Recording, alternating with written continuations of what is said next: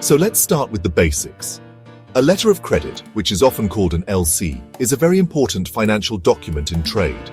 Its full form is, as you might guess, letter of credit. In simple terms, it's a formal written promise from a bank. Now this bank, which we call the issuing bank, makes this promise on behalf of a buyer. The promise is to pay a seller a specific sum of money. But, and this is key, the payment is guaranteed only if the seller presents certain documents. These documents have to prove that the seller has fulfilled their part of the agreement. For example, they might need to show that the goods have been shipped according to the terms agreed with the buyer. You can think of it as a safety net. Whenever a letter of credit is used, there are several key parties involved. First, there's the applicant. The applicant is usually the buyer or the importer of goods. They're the ones who request their bank to issue the LC. Second, there's the beneficiary. The beneficiary is the seller or the exporter of the goods. They're the ones who will ultimately receive the payment. Then we have the issuing bank. This is the buyer's bank, which issues the LC and takes on the payment obligation. Finally, there's often an advising bank. This bank is usually located in the seller's country and informs the seller about the LC. Let's look at a practical example to make this clearer. Imagine a company based in Germany wants to buy a large consignment of cotton textiles from a supplier in India. The German company is the buyer and the Indian company is the seller. Since they might be new to doing business together, there can be concerns about payment and shipment. To address this, the German buyer can approach their bank in Germany and ask this bank to issue a letter of credit in favor of the Indian seller. The German bank then sends this LC to a partner bank in India, which advises the Indian seller. The fundamental purpose of a letter of credit is to significantly reduce the risks involved in international trade transactions for both the buyer and the seller. For the seller, the main risk is not receiving payment from the buyer after shipping the goods. An LC greatly minimizes this risk because a bank guarantees the payment. For the buyer, the risk is paying for goods that are not shipped, are of poor quality, or don't match the agreed specifications. An LC ensures that payment is made only when the seller provides documents proving they have complied with the terms. This system really helps build trust and allows for smoother global commerce. The journey to obtaining a letter of credit actually begins with a solid sales agreement or contract. Before an LC can even be considered, the buyer and the seller must first negotiate and agree upon all the terms of their trade. This agreement should clearly detail things like the exact nature and quantity of the goods. It also needs to specify the price, the currency of payment, and the shipping arrangements. Most importantly, both parties must agree that the payment method will be a letter of credit. This sales contract becomes the foundational document for the LC application, so its clarity and completeness are super important. Once the sales contract is finalized, the next step is for the buyer to start the LC application process. The buyer, who is called the applicant in the LC transaction, has to approach their own bank. This bank will act as the issuing bank. The buyer needs to formally request the issuance of the letter of credit. Usually, this means filling out a detailed LC application form provided by the bank. This form asks for precise information about the transaction, including the full name and address of the seller, the beneficiary, the exact amount and currency of the LC, and a thorough description of the goods.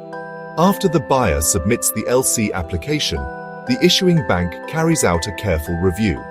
The bank will thoroughly assess the buyer's creditworthiness and their overall financial standing.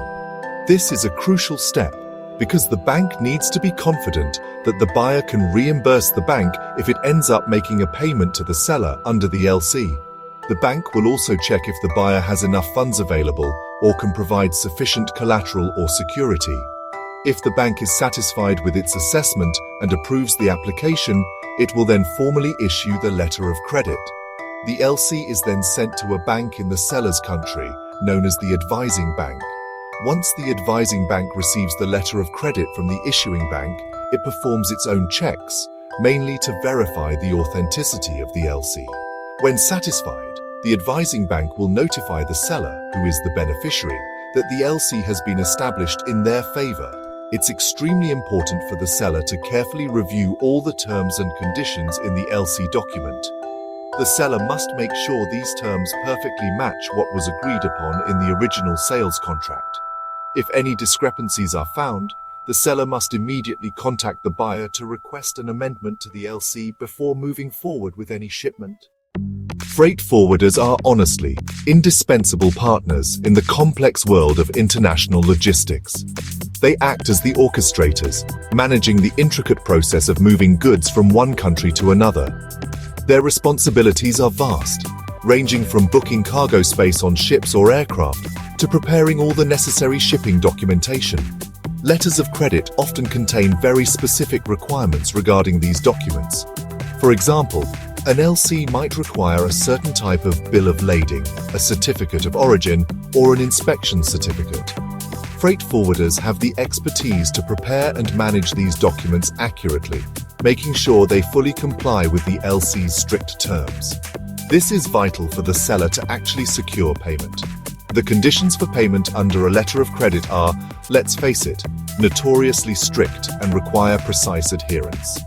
For the seller to receive payment, they must present a set of documents to the bank that matches every requirement outlined in the LC. Freight forwarders play a critical supportive role here, working closely with exporters to ensure full compliance. For instance, if an LC specifies a latest shipment date or a particular port of discharge, the freight forwarder must arrange the logistics accordingly. They make sure that key documents like the bill of lading accurately reflect these details.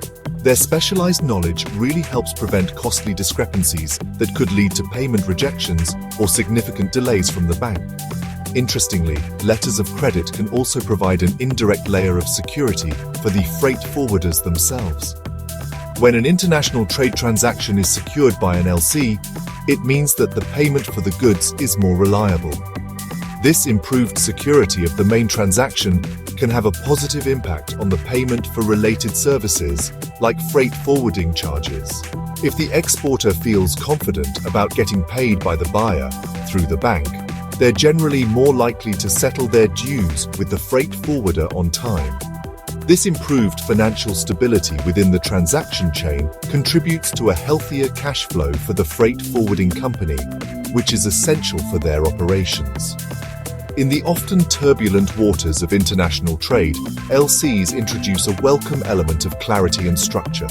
They carefully define the roles, responsibilities, and obligations of the buyer, the seller, and the involved banks.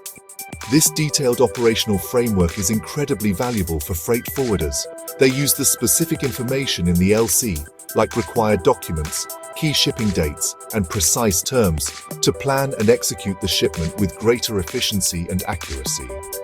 By making sure all the logistical aspects of the consignment align perfectly with the LC requirements, freight forwarders make a significant contribution to the overall success of the trade, fostering satisfaction for both the importing and exporting parties involved.